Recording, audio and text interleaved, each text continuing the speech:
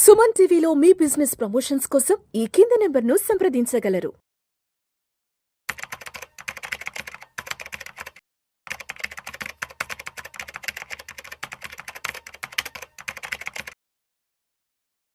నమస్తే, welcome to Vishnu talks. నేను మీ విష్ణు. ప్రస్తుతం నాతో పాటు NISM and CRISIL certified wealth manager Revanth Chalamala ఉన్నారు. వారితో మాట్లాడదాం. నమస్తే రేవంత్. నమస్తే అండి Revanth, welcome to Vishnu talks. So Revanth, ఇవాళ ఒక బిజినెస్ మ్యాగజైన్ లో రిటైర్మెంట్ కి సంబంధించి ఒక కొత్త ఆర్టికల్ ఒకటి చదివాను. మైక్రో రిటైర్మెంట్ అంట. అంటే ఉద్యోగం చేస్తూ చేస్తూ మధ్యలో బ్రేక్ తీసుకుని కొంతకాలం గ్యాప్ తీసుకుని మళ్ళీ ఏదో ఇంకొక కొత్త ఉద్యోగంలో చేరాలంట. నేనంత ఇన్డెప్త్గా ఆర్టికల్ అయితే చదవలేదు, కానీ ఒక్కసారి మీకేమన్నా దాని గురించి ఐడియా ఉంటే ఈ మైక్రో రిటైర్మెంట్ గురించి కొంచెం డెప్త్గా మన ఆడియన్స్కి మీ అనాలిసిస్ తెలియజేయగలరు. సో బేసిక్గా మన జెన్జీ కిడ్స్ క్రియేట్ చేసిన వర్డ్లు ఇది ఒకటి. జెన్జీ కిడ్స్ అంటే సో బేసిక్గా 2020 తర్వాత ఉద్యోగంలో జాయిన్ అయిన వాళ్ళందరినీ కూడా జెన్జీ బ్యాచ్ కింద ట్రీట్ చేస్తున్నారు. ఓకే. ఆఫ్టర్ కోవిడ్ వచ్చిన బ్యాచ్ అంతా కూడా ఇదంతా జెన్జీ బ్యాచ్ అంటున్నాం. అంటే 97, 98, 99 ఆ టైంలో పుట్టిన వాళ్ళు, అప్పుడు పుట్టిన వాళ్ళు 20-21కి ఉద్యోగాలు జరుగుంటారు. సో ఆ టైంలో పుట్టిన వాళ్ళందరినీ కూడా జెన్జీ కిడ్స్ అని అంటుంటారు. సో బేసిక్గా జెన్జీ కిడ్స్ చాలా కొత్త వర్షన్ క్రియేట్ చేశారు. మన డిక్షనరీలో వెతకనా దొరికినాయి. అంటే ఇప్పుడు ఒక 24, 25 ఆ ఏజ్ గ్రూప్ వాళ్ళు. సో బేసిక్గా ఈ జెన్జీ కిడ్స్ క్రియేట్ చేసిన ఒక స్టైల్లో ఈ మైక్రో రిటైర్మెంట్ అనేది ఒకటి వచ్చిందనమాట. సో బేసిక్గా దీని యొక్క కాన్సెప్ట్ ఏంటి అని అంటే, కంటిన్యూస్గా వర్క్ చేస్తూ స్ట్రెస్ని బిల్డ్ చేసుకోకూడదు, హెల్త్ని పాడు చేసుకోకూడదు.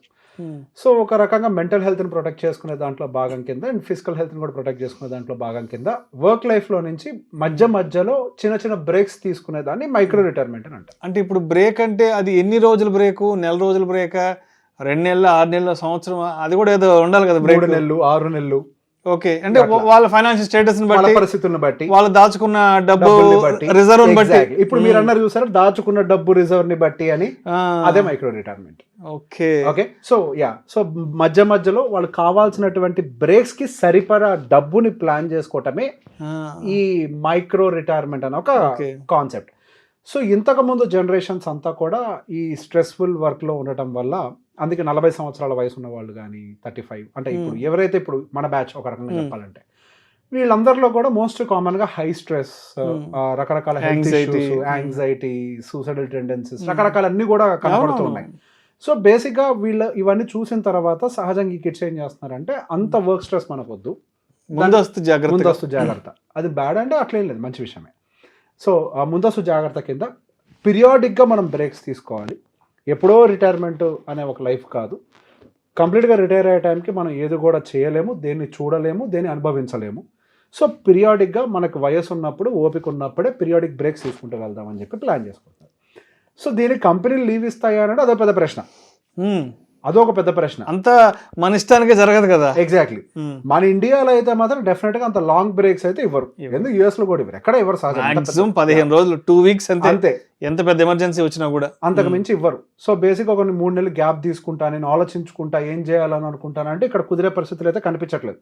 సో బేసిక్గా ఇక్కడ కొంతవరకు జాబ్ రిస్క్ అనేది ఈ మైక్రో రిటైర్మెంట్ కాన్సెప్ట్ వల్ల అయితే క్లియర్గా కనపడుతుంది. సో బేసిక్గా మనం ఇంతకుముందు కంపెనీల యొక్క రిపోర్ట్స్ కూడా చూసినట్లయితే, జెన్జీ కిడ్స్ ని హైర్ చేసుకోవడానికి ఇష్టపడట్లేదు అని చెప్తున్నారు. వాళ్ళు ఇష్టపడట్లేదు. ఎందుకు?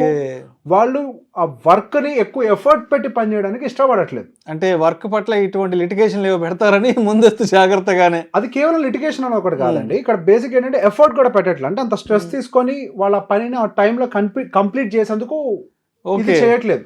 సో ఇంతకుముందు మన జనరేషన్ వాళ్ళు, మనకంటే ముందు బ్యాచ్ వాళ్ళందరూ ఏం చేసేవాళ్ళు, ఓవర్ టైం చేసినా, ఓవర్ నైట్ చేసినా, టాస్క్స్ ని ఆన్ టైం కంప్లీట్ చేసే ప్రయత్నం చేసేవాళ్ళు. 80s లో పుట్టిన వాళ్ళు, ఎర్లీ 90s లో పుట్టిన వాళ్ళు, 35, 40 లో ఏజ్ గ్రూప్ వాళ్ళందరూ. సో ఈ జెన్జీ కిడ్స్ అందరూ కూడా దాన్ని ఎక్కువ ఎంకరేజ్ చేయట్లేదు. ఎక్స్ట్రా టైం చేసైనా కానీ ఆ ఆన్ టైం జాబ్ ని కంప్లీట్ చేసే దాంట్లో కొద్దిగా ఇంట్రెస్ట్ చూపించట్లేదు. అంటే అంత స్ట్రెస్ తీసుకోవడానికి వాళ్ళు ఇష్టపడట్లేదు. ఇక్కడ పాయింట్ ఏంటంటే స్ట్రెస్ తీసుకోవడానికి ఇష్టపడట్లేదు, అదే ఎగ్జాక్ట్ పాయింట్. సో దాని వల్లనే ఈ కంపెనీస్ కూడా వాళ్ళు హైర్ చేసుకునే విషయంలో 1-4 సార్లు ఆలోచిస్తున్నాయి.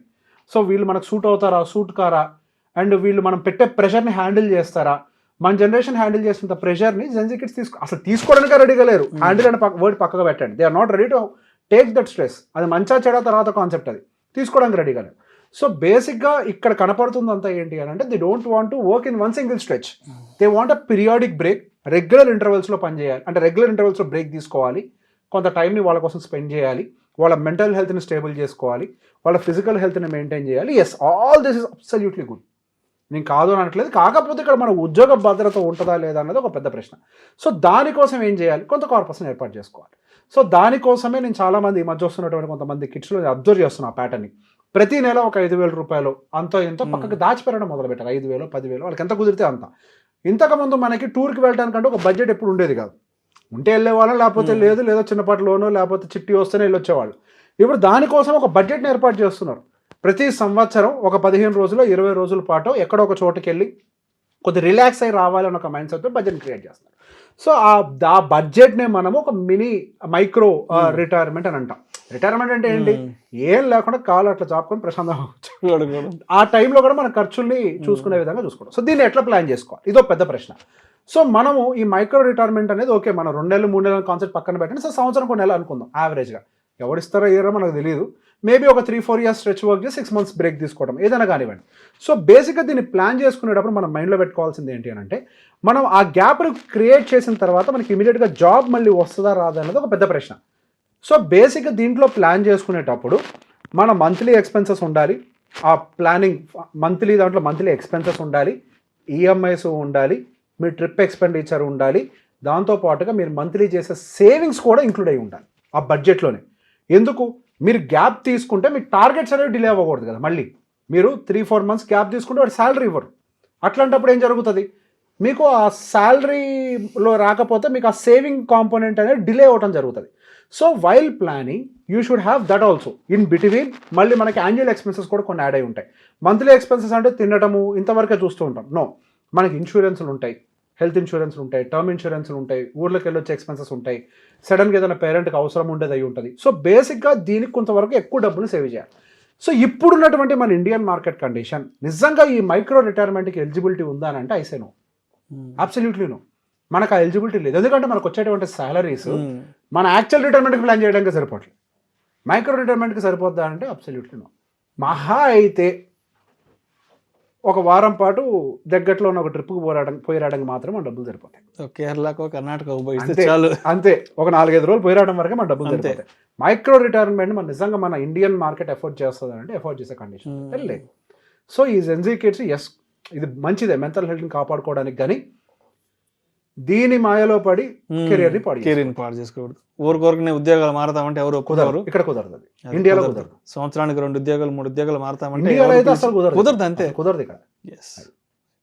Thank you so much Revanth. అవసరం.